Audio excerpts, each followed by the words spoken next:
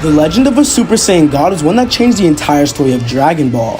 And in Dragon Ball Super, Goku and Vegeta are forced to use fusion, a technique we've seen used in the past to take on Broly and eventually defeat him. But what would have happened if Broly and Goku somehow met earlier and had to work together? Today we ask, what would happen if Broly was found early? Our story begins in the beginning of Dragon Ball Super, and everyone will be enjoying their time on Earth. That is, until Beerus shows up. This time, once Beerus and Whis arrive, there would be a mysterious person behind them. Goku and Vegeta couldn't recognize him, and no one else from Earth knew who he was. But they all knew one thing was for certain, that whoever this was is a Saiyan. Gohan points out his tail, leading to Piccolo questioning whether or not this could be another fighter from the future. However, Whis quickly interrupts and reassures the group, telling him that this was no result of time travel, rather that this was Broly, who quite obviously was a Saiyan. Before we continue talking about what happens on Earth, let's discuss everything that has happened prior to this point. Beerus would have awakened from his nap, and he would have dreamed of a legendary rival, one with the power of a Super Saiyan God. Once he informs Whis of his dream, the two would visit the Oracle Fish to learn the prophecy of the Super Saiyan God. Beerus would ask Whis to search the universe for the strongest Saiyans alive, and Whis would inform Beerus of some Saiyans inhabiting Earth, along with a Saiyan who lives in exile. This would intrigue Beerus, as Whis would also tell Beerus about the power of this Saiyan, and sometimes Whis would notice a dramatic spike in energy from time to time, coming from this warrior, and this was all the explanation Beerus needed. He and Whis would travel to the planet, and finally arrive on the barren wasteland called Vampa. Immediately, Paragus would fly over to greet Beerus and Whis, very surprised to see new people here other than his son. But once Paragus saw just who it was, his eyes widened in fear. Paragus knew all too well just who Lord Beerus was, as he was familiar with his presence on planet Vegeta before he was exiled. Beerus knew his face, and couldn't help but feel a sense of deja vu. Paragus immediately dropped to his knees, begging Beerus and Whis to save them from his planet. Beerus told Paragus that he would help them get off this wasteland on one condition, if Broly was able to give him a good fight. Paragus smirked and told Beerus that this decision would be his demise, as Broly appeared from behind Paragus and charged at Beerus. Beerus was easily able to dodge his attack, and hit Broly so hard in the gut, he crashed back into his father. Broly only got more angry and charged at Beerus once again. This time, once Beerus dodged his first attack, Broly countered with one more, this one even quicker and more powerful than the last. Whis notices how quickly Broly was able to adapt after just a few seconds of combat, and this continues to happen for some time. Once Broly eventually gets tired out, Paragus can't believe how weak his son is. He was meant to be the strongest Saiyan in the universe, and he knew what he had to do. Grabbing his remote, he shocks Broly. It doesn't stop until Broly gets angry. Broly began to yell and power up in rage, as his hair spiked up and he entered his wrathful state. Beerus felt the sheer power coming out from the Saiyan, and couldn't help but get a little bit excited. Broly charged in at Beerus, but even this power wasn't enough to defeat the god. Beerus kept his barrage of Ki Blasts going, as Broly couldn't even make it to Beerus. Beerus was starting to get a little bit bored, as he charged up a ball of destruction in his hand. There was one thing that would give him a good battle, and he knew exactly what that was. Broly was very powerful, but he did lack control. He needed years of training before he'd be able to take on Beerus. Beerus began to tell Broly that this battle was futile, but his voice was cut off by Paragus. The Saiyan told Broly not to hold back, and he should give Beerus the fight that he was looking for. Beerus only got more angered. How could his weakling interrupt him? He needed to teach these Saiyans some respect after all these years, and sent his ball of energy at Paragus. Broly looked with wide eyes as his father was killed right in front of him. His power began to erupt, and his hair spiked up into a golden color. His power skyrocketed as green energy began to flash around the entire planet. Whis asked Beerus if this was the power of the Super Saiyan God that he had dreamed of, but Beerus simply shook his head. With one punch, Beerus powered up to his full power, knocking Broly out before he could destroy the planet, or worse. Beerus and Whis took Broly back to Beerus' planet after this happened, and this brings us back to Earth, where Beerus has arrived with Broly and Whis. Beerus asks if anyone on Earth knew the legend of a Super Saiyan God. Everyone looks around, and everyone shakes their head. Beerus continues to explain his dream and the legend of a Super Saiyan God as he knows it, but this information didn't help the Z-Fighters much at all, who were still clueless to what a Super Saiyan God might be. The following events follow the canon timeline quite closely, as everyone would fight Beerus and everyone would lose. Thankfully, Goku would still think to use the Dragon Balls and ask Shenron how someone could become a Super Saiyan God, meaning everything was going to be fine, right? Well, not so much. Once Goku learns of the ritual, he would still be the one to get the ritual performed on. With Broly here, Videl also wouldn't have to reveal her pregnancy, but that's besides the point. Goku becomes a Super Saiyan God and feels the power flowing through his veins. He couldn't believe how much energy he had within him, and challenged Beerus to a battle. Beerus, however, looked at Goku and smiled, telling him that he had to take on Broly first if he wanted to fight him.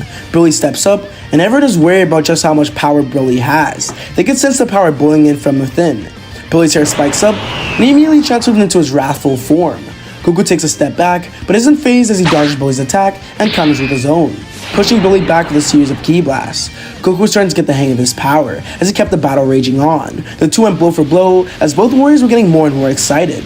Vegeta noticed the fact that Broly was only getting stronger with each blow and couldn't believe how much stronger Goku had become from just a stupid ritual being performed on him. Broly, who doesn't particularly enjoy fighting, was finding himself actually having fun fighting Goku. For the first time, Broly realized the fun in fighting and pushing yourself to the limit, and Goku's enthusiasm for battle was a big factor for this change in mindset.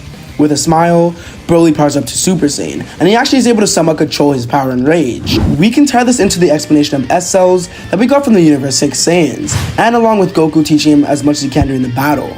In Super Saiyan, Broly began to gain the upper hand on Goku, and he actually hadn't noticed that during the battle, he'd absorbed the power of a Super Saiyan God into his base form, and was fighting in his regular Super Saiyan. This was all that Beerus needed to see. He flew into space, and told both warriors to stop fighting. With his eyes glowing with destruction, Beerus told the two warriors that they had to take him on together. Goku and Broly were surprised by this remark from Beerus, but Goku would never turn down a good fight. Broly thought of this as a way to gain better control and mastery over his Super Saiyan form, and so he would agree as well. Goku and Broly both powered down to their base forms before screaming and powering up once again. The two would use their full power, with Goku back in Super Saiyan God and Broly using his Super Saiyan form. The two rushed at Beerus, and the battle begun. Beerus had finally found the rivals he had been looking for, and this battle shook the entire universe. Beerus kept creating new spheres of destruction and setting it at the Saiyans, who countered by using their own ki blasts to deflect the attacks. Once they got close, Goku and Broly charged in with a barrage of hits to Beerus, who was able to dodge Broly's, but Goku quickly changed the direction of his attack, landing a kick on Beerus before Broly sent the ki blast towards Beerus. Beerus blocks the ki blast away, but Goku appears right behind him, using instant transmission and hitting Beerus back down towards Broly. Beerus was getting angry. Had he taken on more than he could chew? No. He was the god of destruction for Universe 7. Two mortals could not even get anywhere near the power of Beerus. He flew high above Broly and Goku, powering up one last blast, a supernova big enough to destroy all of Earth. Goku and Broly looked at each other and nodded their heads. This would be the final attack that decides the battle. Beerus yells down at the Saiyans, telling them that this blast was enough energy to destroy their entire planet. If they decide to dodge it, all of their friends would die. Goku cupped his hands, charging up a Kamehameha, while Broly looked at the supernova with wide eyes. Was this the true power of Beerus that he had been holding back all this time?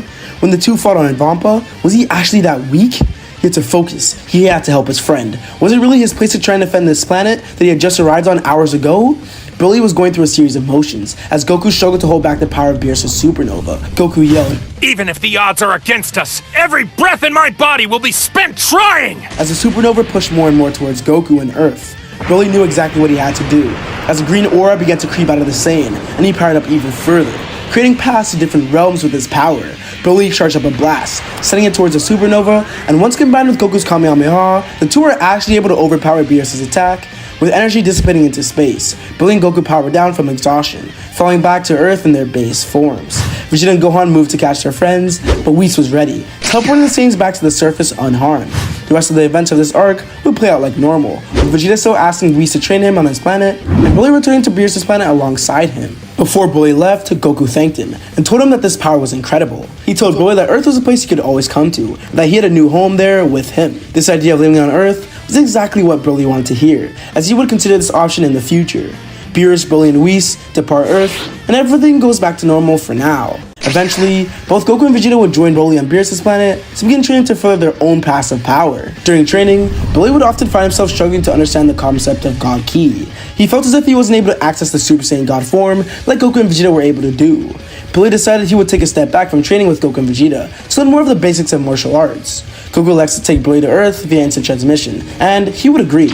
And now back on Earth, Broly would begin training with none other than Piccolo, who better to teach him control and martial arts than a Namekian. In turn, this also helped Piccolo gain some more strength. Broly would also spend some time with Goten and Trunks, sparring with the two young Saiyans to help further his patience and control over his Super Saiyan form. The two kids were annoying and irritating, and this is exactly what Broly needed to help him gain more power. As we know, Frieza would get revived by his henchmen and train for the next 4 months. Once he arrives at this force on Earth, things would go a lot differently. With Broly being here on Earth, he would arrive on the scene, and the group would handle all of Frieza's henchmen pretty easily. Actually, this fight would be very easy for our Z-Fighters, with a much stronger supporting cast of Goten, Trunks, Piccolo, and even Gohan. Frieza's army is quickly taken care of. Once the rest of his henchmen are defeated by Broly, Frieza makes his way down to the surface to fight for himself. Broly tells everyone that he'd deal with Frieza, and he powers up into Rapha and begins taking on the Tyrant. Frieza couldn't believe that another monkey was alive, but was still confident in his new transformation. With wrathful, however, Frieza was pushed into using his final form, but even this proved futile against the power of a Super Saiyan Broly. Frieza was now getting more and more enraged and told the group of his newest transformation. Allow me to show you just how much more evolved I have become! Frieza began to shine a golden color as he transformed and became Golden Frieza. Quick note is that at this point, Goku and Vegeta would be back on Earth, watching the battle take place with Beerus and Whis. Whis was very interested to see just how much Broly was able to further his power during his time on Earth. Frieza quickly began to overpower Broly, but Broly only powered up further. The two went blow for blow, creating ripples of energy throughout the area. Broly couldn't lose control, but he knew that the power of his current form wasn't enough to defeat Frieza. I also don't think that Broly is as smart of a fighter as the likes of Goku or Vegeta, so he wouldn't notice the fact that Frieza was getting more and more tired from using his golden form. Broly decided to end the battle as quickly as possible, and told Frieza that this was the end to his terror. Broly powered up one last time, using his full-powered form. He rushed at Frieza and began to utterly destroy him. After a couple of minutes of a brutal beating, similar to one from the DBS Broly movie, Frieza was reverted back to his base form. Broly smiled as he charged up a blast in his hand to finish Frieza off. But he made the same mistake Vegeta did, and gave Frieza time to destroy the entire planet. Whis would still reverse time, leading to Goku finishing off Frieza with a Kamehameha. Broly couldn't believe that he didn't win the fight, but eventually would get over it. Broly rejoined Goku and Vegeta in training on Beerus' planet, as he finally was ready to begin training to further his own path of power. But what exactly was that? After some time, Chomper arrives on the planet, and soon the Universe 6 tournament will begin. Finding 5 fighters was actually really easy, as Goku, Vegeta, Broly, Piccolo, and Monaka would make up the 5 fighters for Universe 7. Beerus would still decide to use Monaka as a motivator for all 3 of the warriors, and this would change the way they trained leading up to the tournament. Goku, Vegeta, and Broly decided to enter the time chamber for 3 years straight, and the 3 Saiyans would all go exponentially in strength. Goku would work on combining Super Saiyan Blue with the Kaioken, and he actually would be able to do so. I think that Vegeta would be a lot closer to discovering his new form of Super Saiyan Blue, but for now, we will hold off on giving him his new evolution of power for now. Broly would continue to gain mastery over his power, and he would be able to master Super Saiyan, being able to use it like a second base form, and work towards combining God Ki with some of those forms. But for now, that would be all for the group of Saiyans. Once the tournament begins, Piccolo is the next fighter up. He was eager to show everyone that he wasn't slacking off either. Piccolo would easily be able to defeat Potamo, leading to him taking on Frost. After Piccolo forces Frost into using his final form, Frost would resort to cheating to eliminate Piccolo from the tournament. Next up was Vegeta, and he wouldn't waste this opportunity. He was able to defeat Frieza in his timeline, so this was the revenge that he had been looking for. Immediately powering up to Super Saiyan Blue, Frost is defeated in one attack, as Vegeta moves on to face Vegeta and Kaba. Those fights go the same in the original, as well as the fight with Hit, meaning Broly was actually the next fighter up. The two fighters began the fight, gauging each other's strength, but for some reason, Broly couldn't land a single attack on Hit. Even in the Super Saiyan form, he was always one step ahead, and before Broly could even figure out what was going on, Broly felt immense pain in his stomach as he looked down and saw a purple ki blast explode, eliminating Broly from the tournament. He was much less inclined to hold back, as he noticed the fact that Universe 7 had not just one fighter left, but 2, Goku and Monaka. Of course, he doesn't know that Monaka was just a ruse, so in some weird way, having Monaka on the team somewhat backfired. Goku stepped up to fight Hit, and this fight would go similar to in the original. Goku used his Super Saiyan Blue combined with the Kaioken to defeat Hit, and Beerus would still make his unselfish wish for his brother. With this arc concluded, everybody returns to their daily activities. We know that Zeno was watching the whole fight on GodTube, and he would still take over Goku's body and enact his Zero Motives plan. But let's be a bit honest, would Broly really change anything that happens in this arc? Let's go over it quickly, as I don't see a way for Broly to make much of a difference here. Unless the time machine was upgraded by Bulma to allow that giant of a man to fit, he wouldn't even be involved in any of the events of this saga, and even if he were, the battle against Black and Zamasu would be a whole lot easier. But they would still have to call Zeno to actually erase Zamasu from the timeline. So, what would happen next? Well, the Tournament of Power, of course. Because there's only one Zeno, there would be no exhibition match to show the other Zeno how it works. So, Goku would have to find 10 fighters for the tournament. Starting off with Broly, Goku would ask the Saiyans to join him in the tournament, and the thought of a plethora of strong fighters kinda excited Broly. I'm not saying he wants to fight, but he definitely is curious on how strong he has become. Broly agrees, and Goku goes on, getting 17, 18, Gohan, Piccolo, and Vegeta to join as well, making 7 warriors for Universe 7. Broly would suggest to Goku to allow Goten and Trunks to join the tournament, and that he would personally train them so that they weren't too far behind. Goku didn't really want to have to worry about his son in the tournament, but he knew it would be great for training for the two boys, and maybe the tournament would allow them to mature in a different way. Broly decides to train them, and he would train them to not rely on their fusion as much, and rely on their individual powers. And so with 9 warriors, the last warrior for the tournament was between Krillin, Tien, and Roshi. Because Tien and Roshi are off the dojo, Goku decided against recruiting them, as he didn't really want to disturb them. So Krillin was the last member of the team, as Universe 7 was ready for the Tournament of Power. After being transported to the World of Void, the tournament commences. With not as many weak links to hold Universe 7 back in his team, the strategy was a lot different. Attack. Krillin and 18 split off together, while Goku and Vegeta went on their own to take on Universe 9. Goten and Trunks were a little bit intimidated at first, so they decided to stay with Broly for the time being. 17 would just be doing his own thing, helping out 18 and Krillin as much as he can. Piccolo and Gohan would also be a duo, as Universe 7's strategy was working really well. The fodder fighters in the tournament were slowly being eliminated by Universe 7, as well as some of the Pride Troopers and some fighters from Universe 6. As Hit takes on Jiren, a shadow would appear behind two of our warriors from Universe 7. Goten and Trunks, who were catching a break after being separated from Broly, were ambushed by Frost. The sneaky villain quickly tries to eliminate Goten and Trunks, but he would be surprised to see that the two weren't as weak as he thought. They both lunged into the air, charging back down at Frost, now in their Super Saiyan forms. Frost only got more frustrated that the two kids were even trying to take him on, especially once he learned that one of them was the son of Vegeta, the one that had humiliated him not so long ago. Frost uses his poison, which nobody knows about at this point, and flicks his wrist at the two kids, who were then thrown off the arena and eliminated by Frost. Frost dusts off his hands and begins to walk away, but Frost didn't notice that Broly witnessed the entire fight. He had just finished dealing with Botama and Magetta, who were sent as a distraction for Broly. Seeing Frost cheat to eliminate the two kids, he swore to protect, sent Broly into a blind fit of rage, causing him to go berserk. The entire arena felt the power of Broly as he rushes towards Frost, who is surprised by Broly's power. Broly doesn't hold back, as every hit he unleashes onto Frost only makes him gain more power. After he's done destroying Frost, he grabs him by the head and tosses him off the arena like a ragdoll. Broly wasn't done, however, turning his attention to Universe 6's other fighters, who were all very intimidated by his power and unable to stop him. Broly rampages through the arena, defeating fighters left and right, including Magetta, Botamo, Rosie, because she's annoying, whoever this guy is from Universe 11, and even the Namekian Saunel and Pilana. At this point, Hit would long be gone from the tournament via the hands of Jiren. So Universe 6's remaining fighters, Cabba, Kale, and Caulifla, are left to face Broly alone. Caulifla and Kale are amazed by the power of Broly, and that there was somebody else in the tournament who had the same legendary power that Kale had. Recognizing their similarities, the two warriors fuse into Kefla to take on Broly. The first thing they do is tell Cabba to survive for as long as he can, in case they weren't able to win, so Cabba leaves the arena for now. The battle is epic, with Kefla pushing Broly to his limits. The two went blow for blow, as each hit tore off more of the tournament ground.